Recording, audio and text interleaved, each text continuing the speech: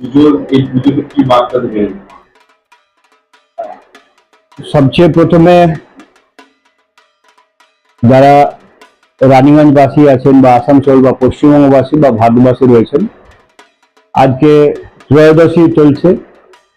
মা দুর্গার কাছে চাইব আমাদের সবারই মঙ্গল করুন, আমাদেরকে আশীর্বাদ করুন, যেমন আমরা সবাই ভালো থাকি, সুস্থ শরীরে থাকি এবং ভারতবর্ষের আমরা সমৃদ্ধ যেমন আমরা কামনা করি, সেরকম আমরা পশ্চিমবঙ্গ সহ ভারতবর্ষে যেমন সমৃদ্ধ কামনা করি।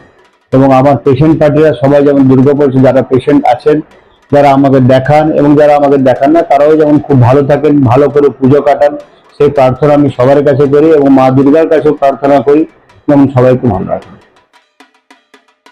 हमारे चैनल को लाइक शेयर सब्सक्राइब करना ना भूलें और बेल आइकन को दबाना ना भूलें और देखते रहें पूर्वी खबर। पूर्वी खबर, नजर सब पर।